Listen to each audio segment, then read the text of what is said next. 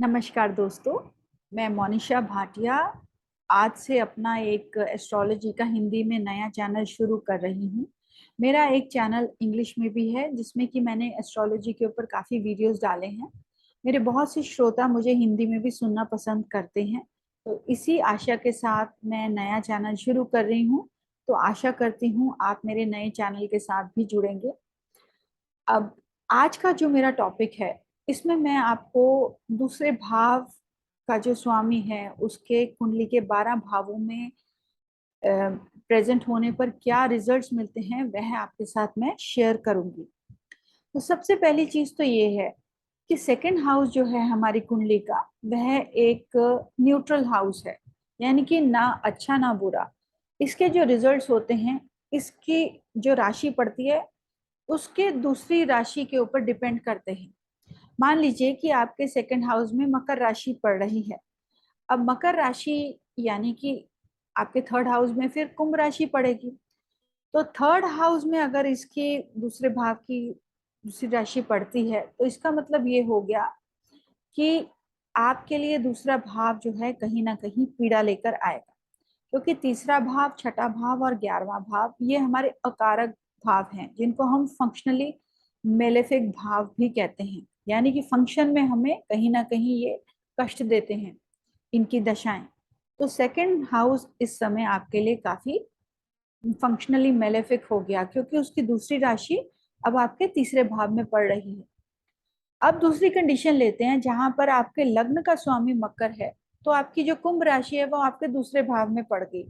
तो अब ऐसे में क्या होगा कि दूसरा भाव आपके लिए काफी शुभ भाव माना जाएगा, क्योंकि ये लग्न की दशा यहाँ पर आ जाएगी, क्योंकि इसका जो दूसरी राशि है वह लगन में पड़ रही है। तो लगन हमारी कुंडली का केंद्र का भी स्वामी है और त्रिकोण का भी स्वामी है। तो लग्न सबसे शुभ होता है, लग्न की दशा हमारे लिए काफी शुभ होती है। तो ऐसे में क्या होगा कि दूसरा भाव आपके लिए काफी शुभ रिजल्ट्स लाने वाला होगा। अब ये तो रही राशियों की बात। अब चंद्र और सूर्य जो हैं, ये दो ऐसे ग्रह हैं जिनके पास केवल एक ही राशियां हैं। तो यदि आपके दूसरे भाव में लियो साइन आ रहा है, सिंह साइन आ रहा है, या कर्क राशि आ रही है, तो ऐसे में आप क्या सोचेंगे, ऐसे में आप क्या करेंगे? तो ऐसे में आपको ये देखना है कि चंद्रमा की पोजीशन कुंडली में केंद्र में हो या त्रिकोण में हो तो बहुत अच्छे रिजल्ट्स आपके लिए लेकर आएगी।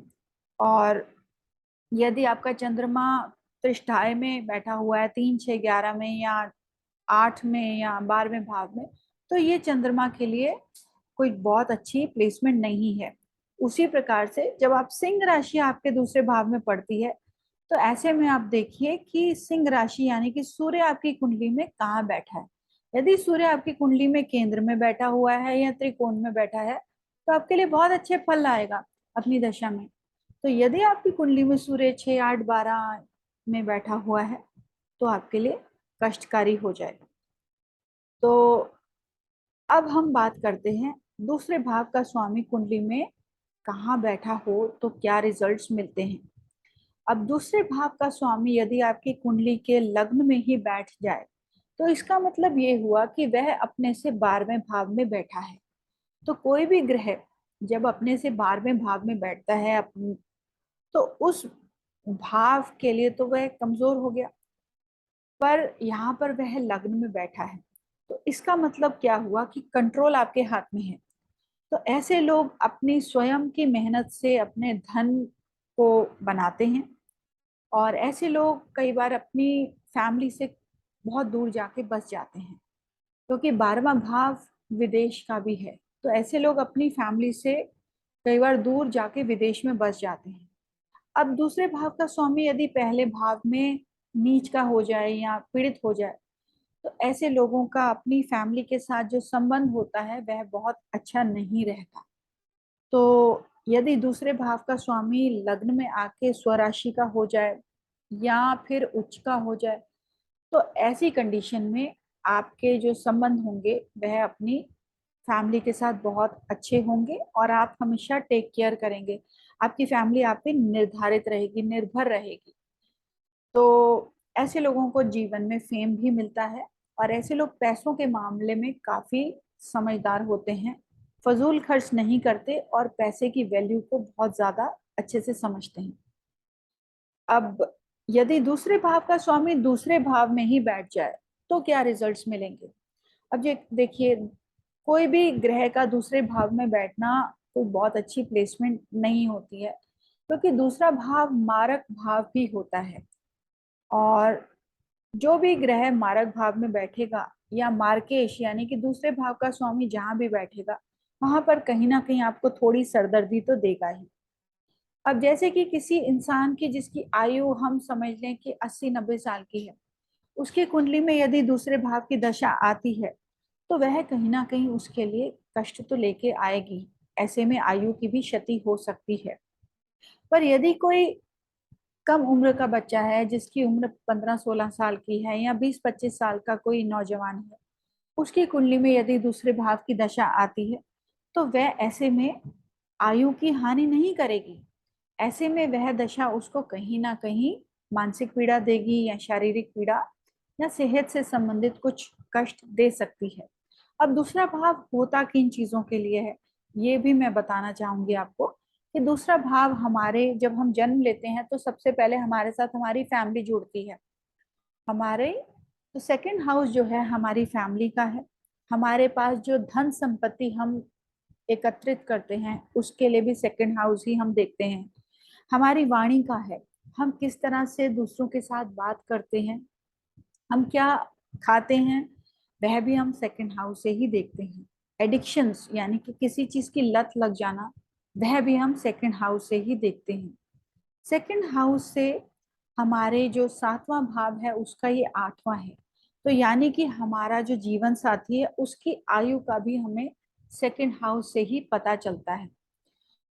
तो सेकंड हाउस में यदि कोई पापी ग्रह बैठ जाए या कोई ग्रह पीड़ित हो जाए तो ऐसे में हमारे जीवन साथी की आयु के लिए भी यह एक क्वेश्चन मार्क है। और ये जीवन साथी का 8वां भाव होने से जीवन साथी के रहस्य भी यहीं छुपे हैं। यदि आपके सेकंड हाउस में कुछ पापी ग्रह बैठे हैं तो इसका मतलब आपके जीवन साथी के जीवन में कुछ रहस्य तो जरूर रहे होंगे या हैं।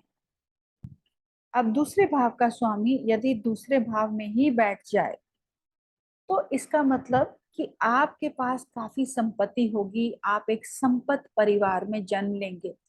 आपकी जो वाणी होगी वह बहुत ही अच्छी होगी।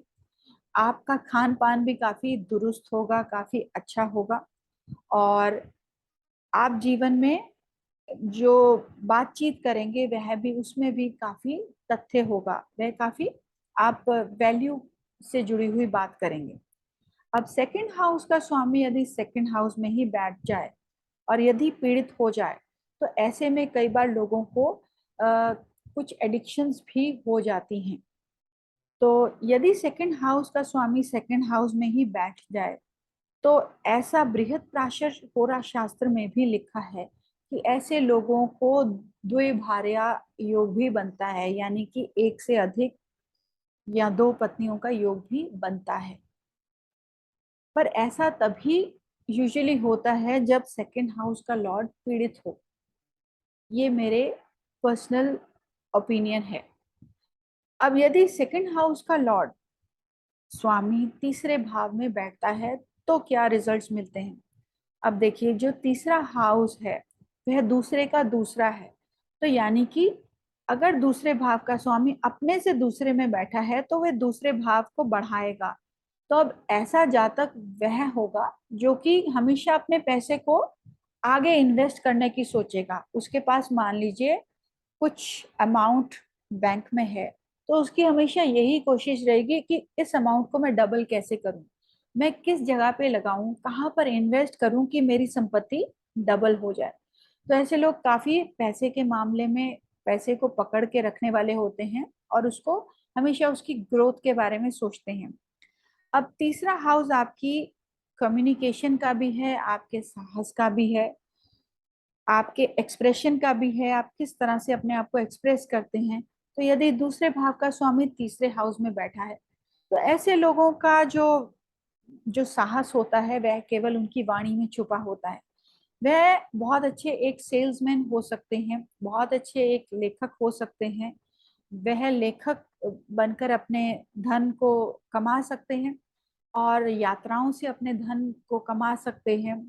और क्योंकि ये तीसरे का 12वां है तो यहाँ पर ऐसी प्रोबेबिलिटी बन जाती है कि आप या तो कोई छोटा भाई बहन ना हो या उनके साथ जो रिलेशनशिप है उसमें कहीं ना कहीं डिस्टेंस हो सकता है। अब तीसरा हाउस जो है आपके यात्राओं का भी है, तो ऐसे लोग यात्राओं के माध्यम से भी अपना धन कमाते हैं। पर ऐसे लोग सेल्स में बहुत अच्छे होते हैं, काफी कन्विंसिंग होते हैं, क्योंकि आपकी वाणी जो है अभी आपके कार्य क्षेत्र में हॉबीज में आ गई। तो आप अपनी जीवन में हॉबीज के माध्यम से भी धन कमा सकते हैं। अब यही दूसरे भाव का स्वामी यदि चौथे भाव में आता है तो इसका मतलब है कि आपकी जो स्कूलिंग है वह काफी महंगे जगह पर हुई है, महंगे स्कूलों में आप पढ़े हैं। आपको लैंड से, जमीन जायदाद से काफी आपको गेन्स होंगे। यानी कि अगर आप अपने लैंड बनाते हैं, लैंड खरीदते हैं, उसे आप आगे किराए पे रखते हैं, या तो उस तरह से आप उससे गेन्स ले सकते हैं, या आपके पास खूब सारी प्रॉपर्टी हो सकती है, या आप काफी एक रईस परिवार में, रिच परिवार में आपका जन्म हो सकता है। तो ऐसे लोग, चौथा घर मासिस का भी है, लोगों का भी है। तो ऐसे लोगों को, ऐसे जातकों को लोगों से काफी फायदा हो जाता है। ऐसे लोग काफी पढ़ने लिखने के भी शौकीन होते हैं, उनके पास काफी चीजों का ज्ञान होता है। और ऐसे लोगों का जो एक डोमेस्टिक लाइफ होती है काफी बिजी होती है, फैमिली मेंबर्स का आना जाना काफी लगा रहता है। अब यदि दूसरे भाव का स्वामी आपके तीसरे भाव में आता है, सॉरी, पांचवें भाव में आता है, तो यह है अपने से चौथे भाव यानी कि केंद्र में आ रहा है। तो केंद्र में जो भी प्लैनेट अपने भाव से केंद्र में बैठता है, तो केंद्र स्थान जो होता है काफी एक अच्छी पोजीशन है। पर यहाँ पर ऐसा शास्त्रों में लिखा है कि दूसरे भाव का स्वामी यदि पांचवें भाव में बैठता है तो यह संतान के लिए एक अच्छा साइन नहीं है। तो संतान से रिलेटेड कुछ कष्ट देता है, पर आपको संतान से धन भी देता है और आपको काफी ज्यादा नॉलेज भी देता है, क्योंकि फिफ्थ हाउस आपकी लर्निंग का है। और सेकंड हाउस का स्वामी यदि पांचवें घर में बैठ जाए तो आप काफी ज्यादा सीखने की क्षमता रखते हैं और आपको पॉलिटिक्स से भी लाभ हो सकता है।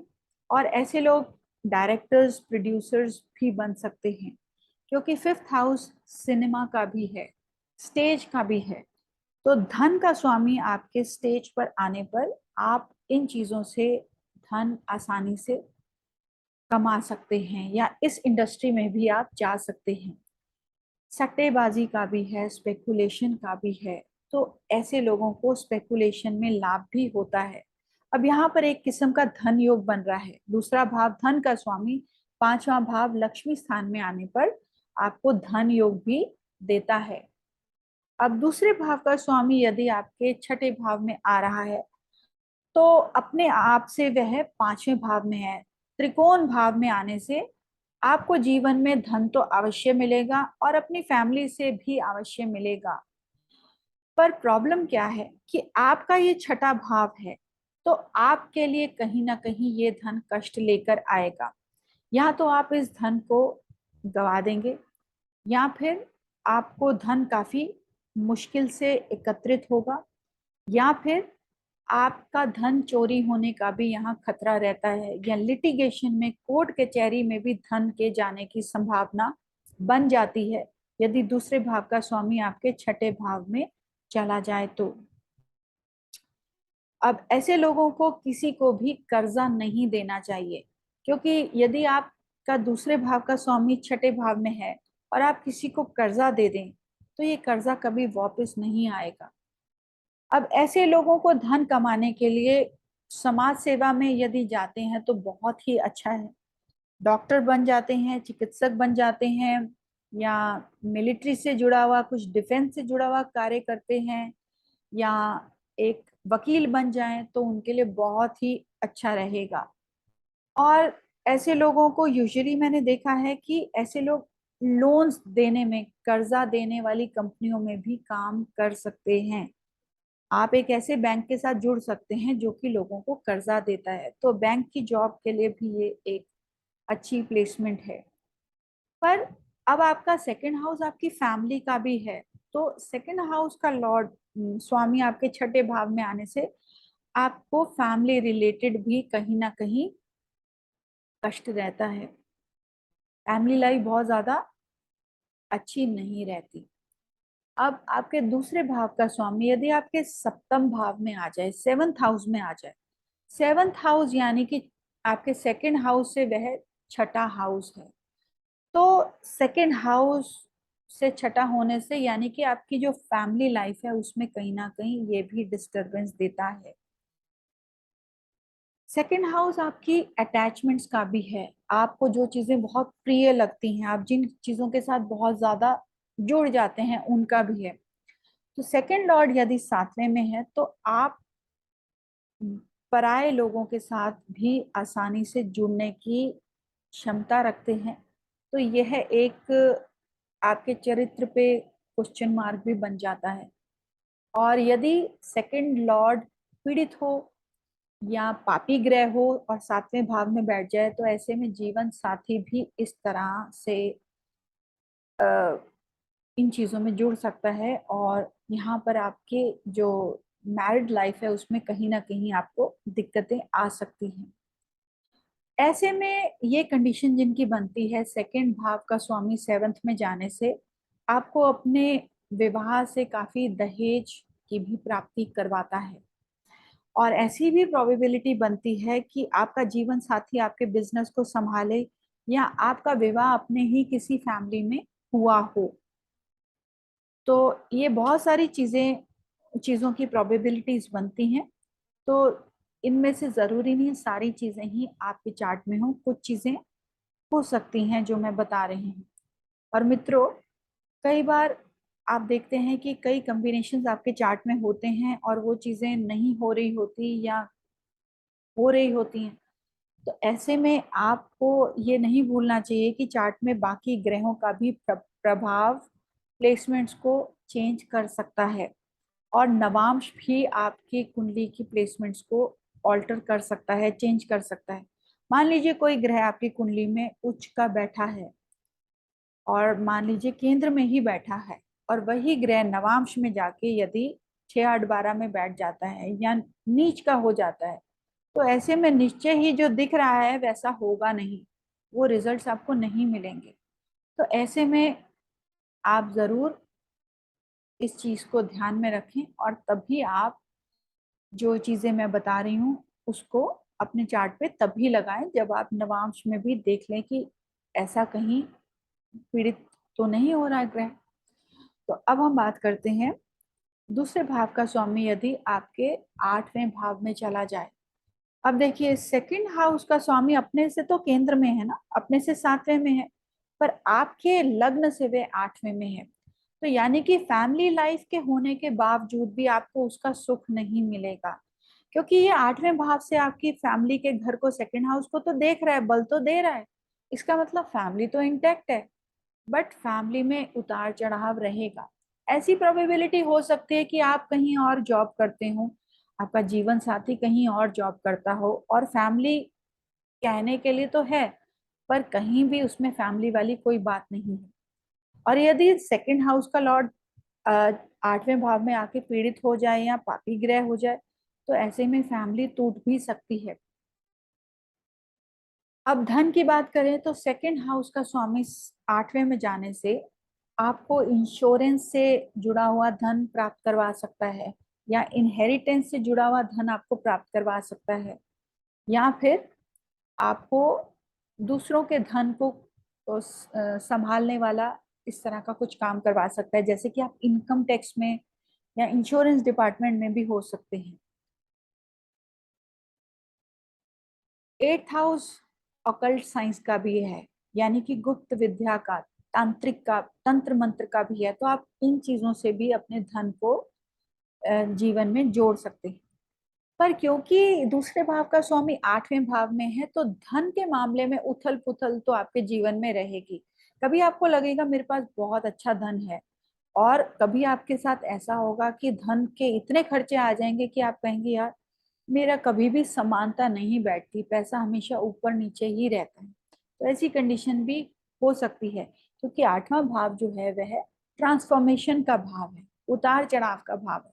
इसलिए अब यदि दूसरे भाव का स्वामी आपके 9वें भाव में बैठ जाता है, तो वह अपने से 8वें में बैठा है। तो यानी कि दूसरे भाव के लिए ये अच्छी स्थिति नहीं है। पर ऐसे लोग जीवन में कष्टों के बावजूद भी अपना काफी अच्छा धन एकत्रित करते हैं, क्योंकि आपके लग्न से ये 9वें भाव में बैठा है और लक्ष्मी स्थान में बैठा है। धन और लक्ष्मी के यहाँ युति होने से आप जीवन में काफी अच्छा धन कमाते हैं। खास तौर पे यदि आपका, उदाहरण के लिए, अगर आपका मीन लग्न है तो आपके दूसरे भाव में मेष राशि पड़ती है, यानी कि एरी साइन। और मेष राशि का स्वामी मंगल आपके 9वें भाव में स्कॉर्पियो साइन में चला जाता है। तो स्कॉर्पियो साइन में, वृश्चिक साइन में वह अपनी ही राशि का होने से आपको धन की वृद्धि कराएगा। तो ऐसे लोग मुश्किलों के पश्चात भी काफी जीवन में अच्छी प्रोग्रेस करते हैं और धन एकत्रित करते हैं। अब 9वां भाव आपके पिता का भी है, तो यहाँ पर आपको जो धन है अपने पिता से भी मिल सकता है।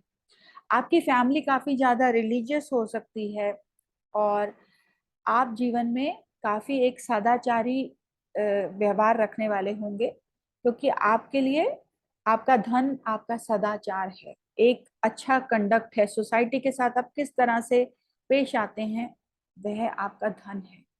तो ऐसे लोग जीवन में काफी आगे पढ़ाई भी करते हैं, और उनको जीवन में पढ़ाई से लाभ भी होता है। अब यदि दूसरे भाव का स्वामी आपके 10वें भाव में चला जाता है, तो ऐसे लोग सेक्सुअली काफी ज्यादा एक्टिव रहते हैं। और ऐसा शास्त्रों में लिखा है, मैं नहीं बोल रही, यदि दूसरे भाव का स्वामी 10वें में बैठता है तो ऐसे लोगों को संतान से जुड़ा हुआ कष्ट होता है। ऐसा मैंने अभी तक पाया नहीं है। यदि आपको ऐसा कुछ अनुभव है तो इसके ऊपर जरूर आप कमेंट बॉक्स में लिखें, ताकि मुझे भी पता लगे। पर दूसरे भाव का स्वामी 10वें में जाने से आपको जीवन में काफी ज्यादा प्रोग्रेस मिलती है, और आप अपनी मेहनत के बलबूते पर अपना धन कमाते हैं। और जो हायर अथॉरिटीज होती हैं, सरकार होती है, या आपके जो सीनियर्स होते हैं, अच्छी कंपनीज होती हैं, उनसे आपको काफी धन लाभ होता है। चाहे वह आपके जॉब के माध्यम से हो या अदरवाइज, आपको काफी उनके साथ जुड़ने से धन लाभ होता है। आपकी फैमिली एक well placed family, well known family हो सकती है, यदि आपका सेकंड हाउस का लॉर्ड आपके 10वें भाव में बैठ जाए तो। सेकंड हाउस का स्वामी यदि आपके 11वें भाव में बैठता है, तो ये भी बहुत अच्छा एक धन योग है। अब देखिए, दूसरा भाव आपके धन का है जो आपने जोड़ के रखा है, और 11वां भाव वो है जो आपको लाभ होता है या जो आप कमाते हैं, दोनों में फर्क है। अब आपके दूसरे भाव का स्वामी यदि 11वें भाव में बैठता है, तो इसका मतलब आप अपने जुड़े हुए धन से ही आगे धन कमाते हैं। यानी कि ऐसे लोग फिक्स डिपॉजिट से या फर्दर इन्वेस्टमेंट करके अपने धन को आगे कहीं लगा के उससे जो धन कमाते हैं, वो यहाँ पर 11वें भाव से देखा जाता है। तो हो सकता है आपके पास कुछ बहुत मोटी रकम हो, और आपको लगता है कि मैं इस रकम को अगर बैंक में या म्यूचुअल फंड में या एफडीज में डालूंगा तो मुझे उससे और ज्यादा ग्रोथ होगी। तो ऐसे लोगों के जरूर आप देखेंगे चार्ट्स में दूसरे भाव का स्वामी 11वें भाव में प्रेजेंट होगा। ऐसे लोगों को अपनी फैमिली के माध्यम से भी धन लाभ होता है, अपनी वाणी के माध्यम से भी धन लाभ हो सकता है। यदि दूसरे भाव का स्वामी आपके 12वें भाव में बैठता है, तो आप देखेंगे कि आप जितनी मर्जी कोशिश कर लें आप पैसा नहीं जोड़ पाते। और ऐसा भी देखा गया है कि आपको विदेशों से धन लाभ होता है, ऐसा मैंने कुछ चार्ट्स में देखा है। और कई लोग जीवन में जिनको कष्ट आ रहा है पैसे जोड़ने में, उनको मैंने ये सजेशन दी है कि आप अपना पैसा बाहर लगाएं, और ऐसे लोगों को मैं ये भी सजेस्ट करती हूँ कि यदि आप बाहर नहीं जा सकते तो आप फॉरेन बैंक में अपना पैसा डालें, क्योंकि 12वां भाव विदेश है। तो यदि आप किसी फॉरेन बैंक में अपना पैसा डालेंगे तो भी आपके खर्चों पे लगाम लग सकता है। तो ये एक तरह से रेमेडी आप समझ लीजिए, आप कर सकते हैं। और 12वें भाव से सामुद्रिक चीजें भी आती हैं, हॉस्पिटल्स और जेल्स भी आते हैं, और आपकी इमेजिनेशन स्पिरिचुअलिटी भी आती है। तो आप इन चीजों से भी अपना धन कमा सकते हैं। तो ये हुई दूसरे भाव के स्वामी की 12 भावों में यात्रा, और उसके साथ जो मेरे थॉट्स थे मैंने आपके साथ शेयर किए। तो फ्रेंड्स, आशा करती हूँ कि आपको ये वीडियो ज़रूर पसंद आया होगा। इसे अपने दोस्तों के साथ और जो लोग भी एस्ट्रोलॉजी का अध्ययन कर रहे हैं उनके साथ शेयर कीजिए। बहुत जल्दी मैं एसेंडेंट लॉर्ड की 12 भावों में क्या प्लेसमेंट है उसका भी हिंदी में वीडियो बना के आपके साथ शेयर करूंगी, और इसके साथ मैं बाकी भी वीडियोस जो भी अब से बनाया करूंगी उनका हिंदी में भी अनुवाद करके इस चैनल पे अपलोड करूंगी। तो वीडियो सुनने के लिए धन्यवाद। आप सभी के साथ गॉड की ब्लेसिंग्स रहे। इसके साथ मैं आपसे इजाजत लेती हूँ। धन्यवाद।